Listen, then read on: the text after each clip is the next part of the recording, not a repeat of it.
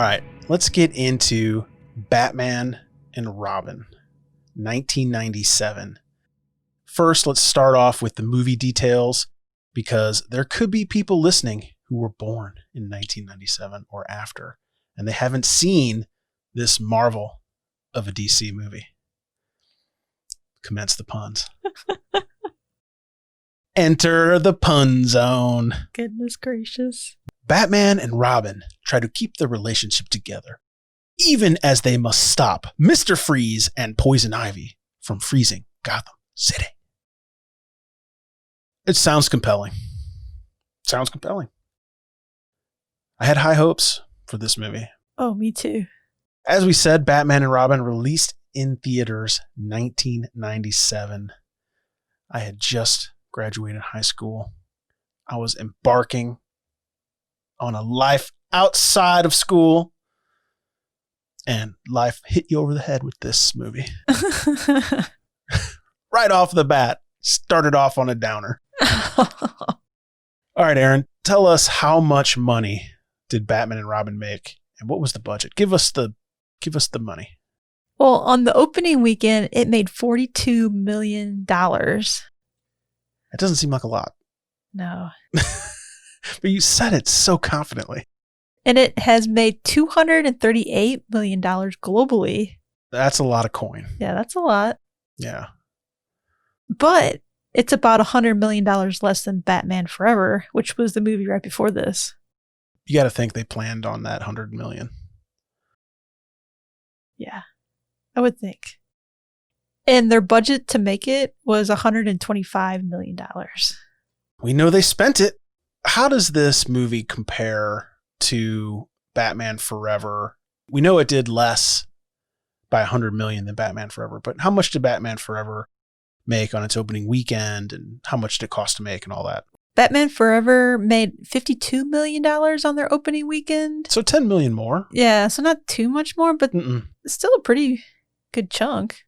By the way, Batman Forever was considered a blockbuster hit. Really? Yeah. Definitely better than this movie, I think. Like, Schumacher was high-fiving in all the articles I read from the time. Like, he's done it again. The brilliant Schumacher. Like, I mean, I watched that movie. It was okay, but yeah, I didn't leave thinking, best movie ever. Right. Pulp Fiction or anything like that. It was like, had no earth-shattering, it was like not Scarface. Yeah. It was just a Batman movie. Yeah. Maybe just because it was so different from Tim Burton's Batman that people really liked it. I don't know. Yeah, these movies really kind of put a damper on Batman for me, because I was a super Batman collector at the time for comic books. It just bummed me out, these movies. But we're not going to be salty throughout this whole movie. We have some fun stuff to talk about. Yeah. Let's dive into the actors, and let's start with the heroes. Ooh.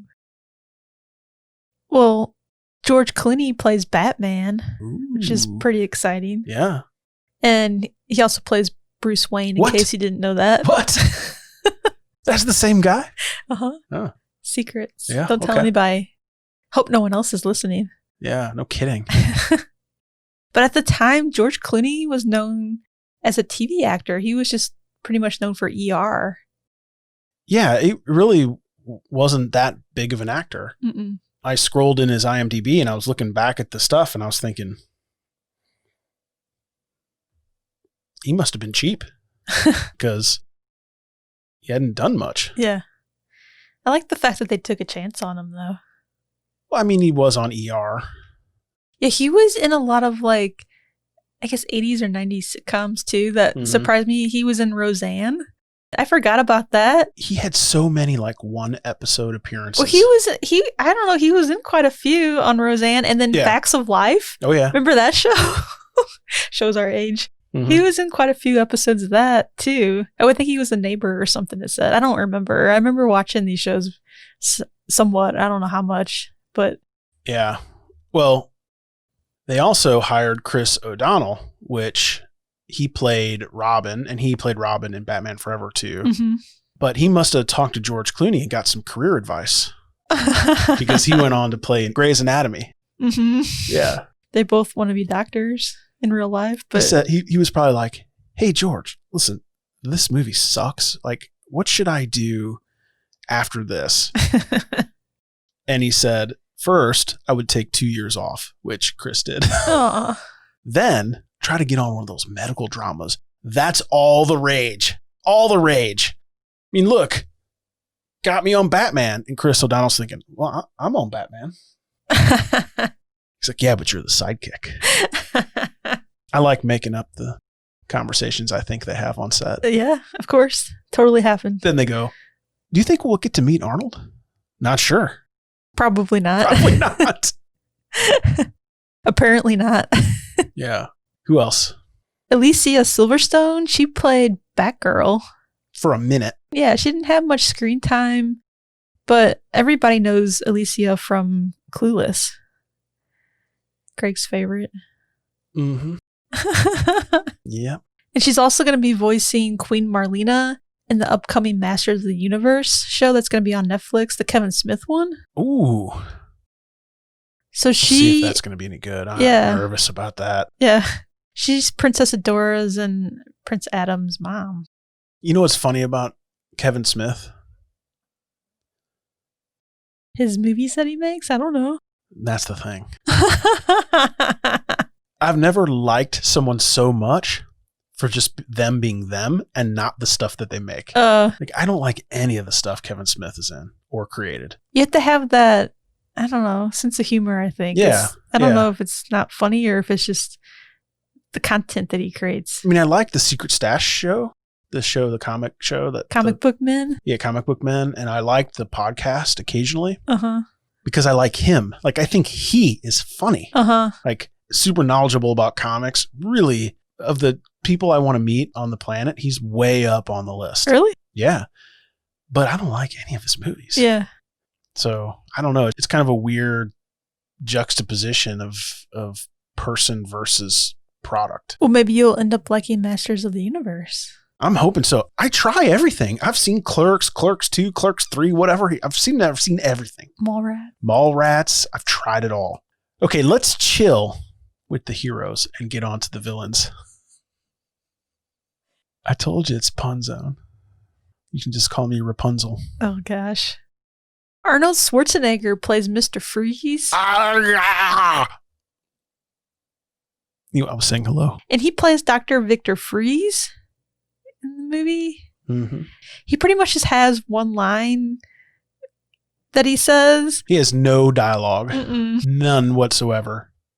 But he's got to be like my favorite character in this movie. Oh, by a long shot. Okay, just making sure I wasn't like weird or something for liking him so much.